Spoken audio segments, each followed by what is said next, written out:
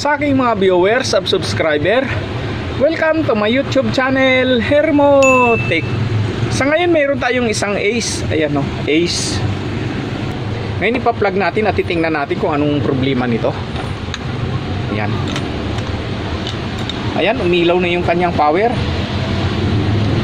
Switch nito. Dito. Tingnan natin ha.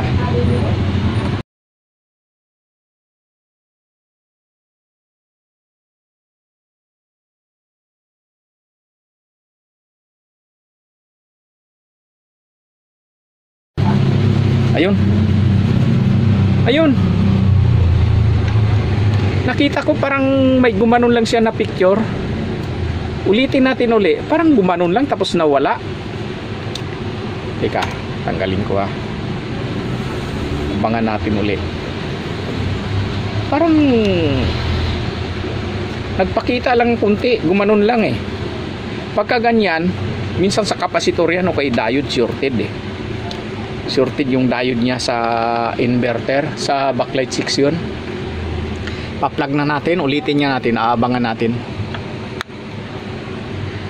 Parang mislap lang eh. Ayan, mamaya pipindutin natin. Ayan, abangan natin, pinipindot ko na. Yun, yun. Gumanon lang. Ayan na, bubuksan na natin. Ayan, tabi muna natin to. Hindi pa siya nanggagalaw eh.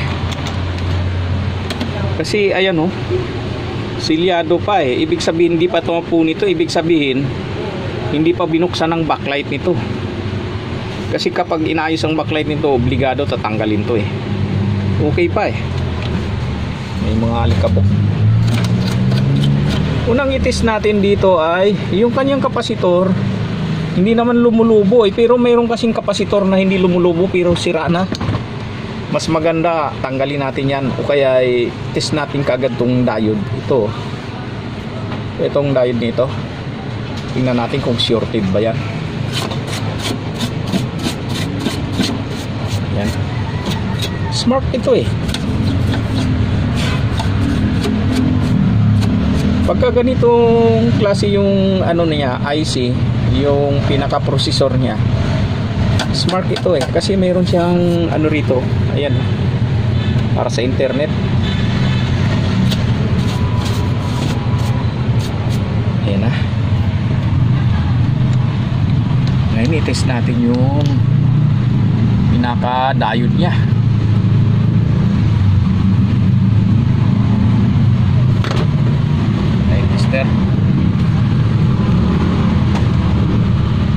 O kaya minsan pagka good ang diode nito, buksan natin yung backlight, baka may shorted eh, baka mayroong hindi umiilaw eh, kaya nahihirapan yung ating inverter. Ganun lang yan eh. Pero ang mahalaga, nakikita ko na parang buo yung panel nya eh. Yan yung ating tester.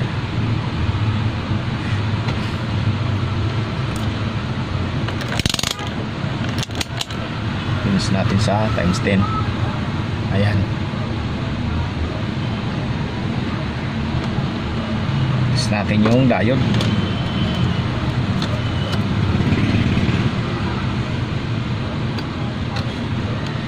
Good yung diode nya. Ayan.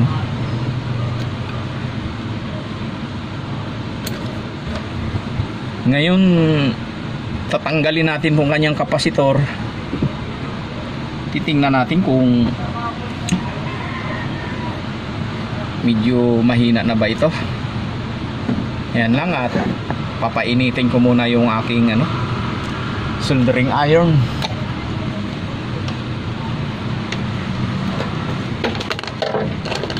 Kapag hindi makuha sa kapasitor, bubuksan natin. May shorted na valve yan eh, kaya hindi niya kayang i-on eh. Nagpo-protect.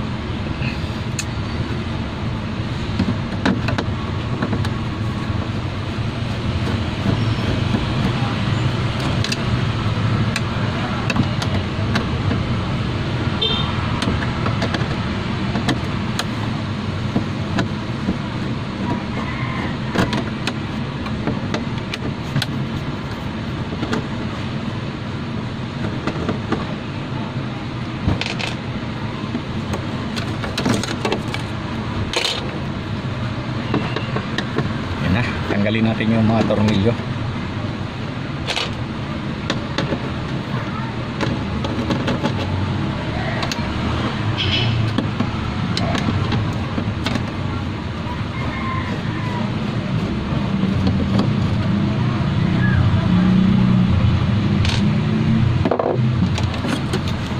Ayan, tanggalin natin itong dalawang kapasitor nito. 63 volts, 100 UF.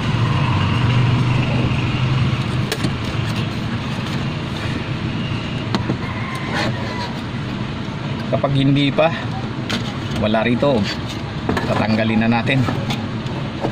Sigurado nandun na yun sa valve nya. Kapag hindi pa rin talaga, gawaan natin ng sariling inverter. Maraming paraan dyan eh.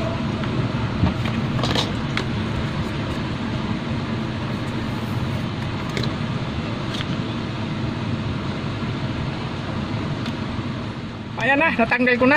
Hindi na natin titestirin kasi mayroon naman akong pamalit eh. Ayan o. 63 volts sa 100 UF. Ngayon mayroon akong dalawa rito. Ayan. 63 volts 100 UF din.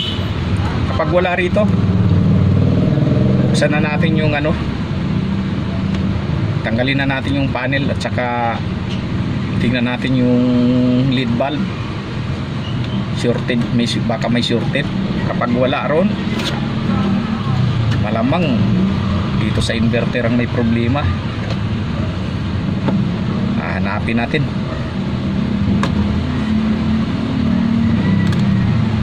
Sana kumana na.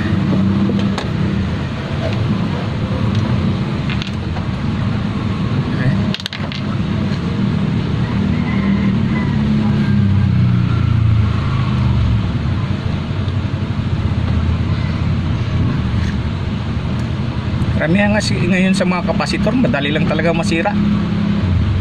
Nung araw, hindi yan basta-basta nasisira eh. Yan. Balik na natin. Lagyan natin ng 1 volt lang muna. Dalawa na pala sa kabila. Yan. Tapos pa-plug na natin. Gagamit muna tayo ng ibang switch. Nandun sa takip niya yung ano eh. Ito. Gamitan muna natin. Nandun sa takip niya eh.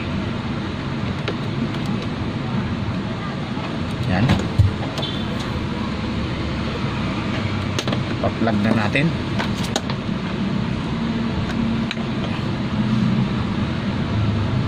Yan, milaw na siya. Makikita naman natin dito kung tumuloy-tuloy yung ilaw niya eh. Dito sa mga butas-butas niya. Press natin. Yan. Wali. Hindi man lang umilaw eh. Wala. Yan o. Wala. Ngayon ang gagawin natin ay tatanggalin natin yung backlight nito. Panel.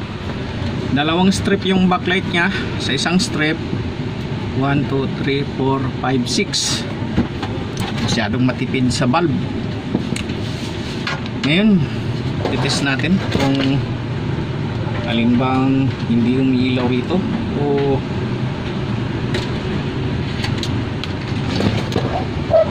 yung kanyang yusin natin yung ating camera.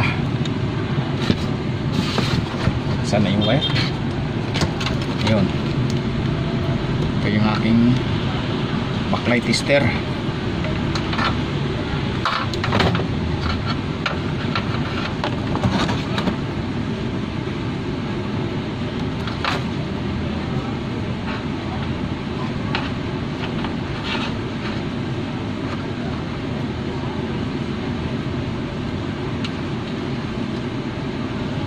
Pagka ganitong kukunti ang ilaw, 6 volt ang isa nito eh. Palagay ko 6 volt yan eh. Pagka tatlong strip, yun ang 3 volts eh. Karamihan sa mga binabuksan ko ganun eh. Ayan nga. Ayan oh. Mayroong isang hindi umiilaw. Ito oh.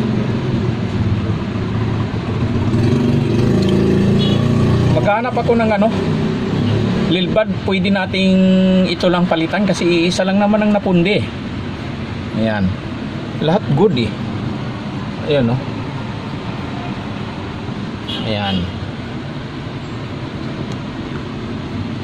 Ayan na, at maghahanap muna ako ng ilaw nito. Ayan na, napalitan ko na yung bulb. Ito na siya ho. Ngayon ititesting natin. Ayan, okay na. Ngayon ibalik na natin yung pinaka-panel nito para may testing na.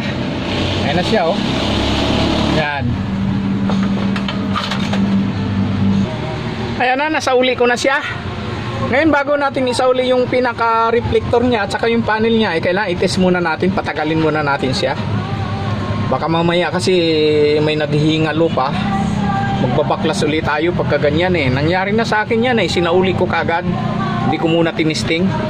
Tapos mayroon pa palang napundi uli. Ayan, ipa-plug lang muna natin. Tingnan natin kung makayanan na ba nito. Ayan. Yan, umilaw na yung kanyang lead light. I-press natin yung power. Ayan. Yan, umilaw na siya. Kayang-kaya na ng ating driver yung pinaka-black backlight niya. Hindi na siya namamatay eh. Ayan oh. Medyo may dumi eh. Ngayon mamaya natin tatanggalin sa outlet. Pagka nagtuloy-tuloy na, tapos ang gagawin natin dito ay adjust natin yung kanyang ano, voltage sa backlight. Gamitan natin ang service mode yung sa remote para may adjust natin yung, karamihan kasi naka-pull yung kanyang ano eh, voltage sa backlight. Ayan, medyo okay naman na siya. Ngayon i-off na natin at ibabalik na natin yung pinaka-panel niya. Naglo-loading pa ito. Ayan. Ayan na. Ayan, nasa uli ko na yung pinaka-panel niya. Sa mga baguhan niya natin, dito may mga rubber yan dito eh. Kailangan nakapasok kayo rito sa mga rubber nito, sa mga gilid-gilid nito. Kasi once na nakaangat yan at binalik nyo yung pinaka-frame niya, lalagatak lang yan. Kasi nangyari na sa akin yan, kaya sinishare ko sa ating mga baguhan. Ayan. Kailangan may mga rubber dito sa gilid-gilid yan eh. Kailangan nakapasok siya dyan. Ayan, nakapasok naman lahat. Babalik na natin yung pinaka-frame niya. Saka nalinis ko na rin yung panel niya. Ang ginamit ko palang panglinis ay ito. Ito. Yan. Yan. Inisi lang. Balik na natin yung